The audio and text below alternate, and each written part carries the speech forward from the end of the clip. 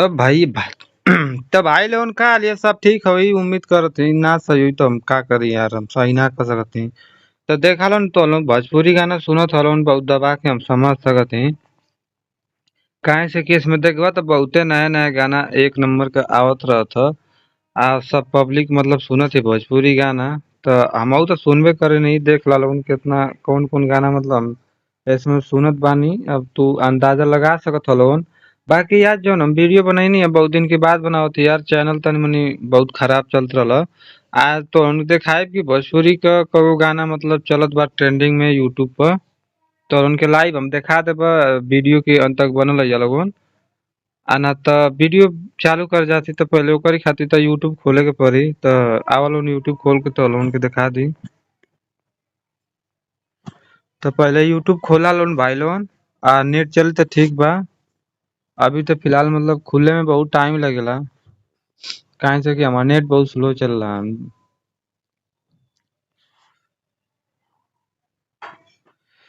तो एगो आई जौन बा गाना ई आइल बा तत्काले में जौन रितेश पांडे का बुरहरिये में एक सुनल हूँ जाके एक दिन होत है गाना के।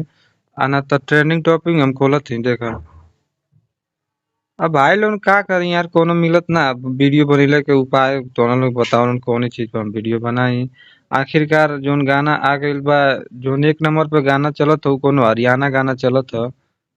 गज का गाज बा का लिखल लेकिन सही गाना चलता। दो नंबर पे आइल बा ई कोनो अवध में राघव राज अवध में रघुराई ई कोनो जनते हो राम मंदिर वाला गाना। तीन नंबर पे आई गाना दिल जूम। चार नंबर पर फाइटर हियर आसानी।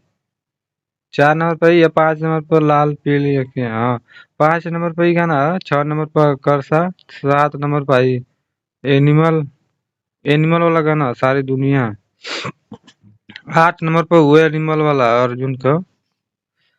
नौ नंबर अरे यार ई कहूँ आंडू पांडू यार सिंगर आ गल नौ नंबर पर वो आंडू पांडू सिंगर ना यार मतलब सॉरी यार ये अवधेश यादव हूँ यार मगही गाना गे गईले हम। इनका गाना सही चलेला हम भुला गए नहीं हो माफ कर दिया लोगन। 10 नंबर पे आई गाना 11 नंबर पे आई गाना 12 नंबर पे आई गाना 13 नंबर पे आई मुर्गा अभी पिनी और चलत बा खेसारी भैया का। 13 नंबर पे ई गाना 14 नंबर पे आई नेट ना चलता। का बताई तो लोगन के। 15 नंबर पे आई गाना 16 नंबर पे आई गाना 17 नंबर पे आई गाना 18 नंबर पे आई गाना 19 नंबर पे आई गाना। अरे हवा गाना 9 नंबर पे आई अरे 19 20 नंबर पे आई 21 22 23 24 27 28 29 30। तो भोजपुरी गाना यार फिलहाल देख बात ट्रेंडिंग में कौनो ना चलो तो बहुत भोजपुरी डाउन चलती है आजकल। दम ना रह गया केहू के गाना में एगो खेसारी भैया का गाना मुर्गा वाला। अब मुर्गा का दिन चल गल तब वो गाना आवा लेकिन एगो ई भाई आशीष यादव गाना चलत बा दबा के सुना लोगन।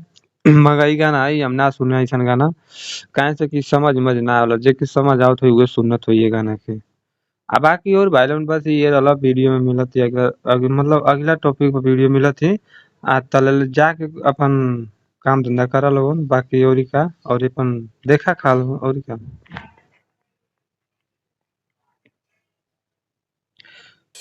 दोस्ती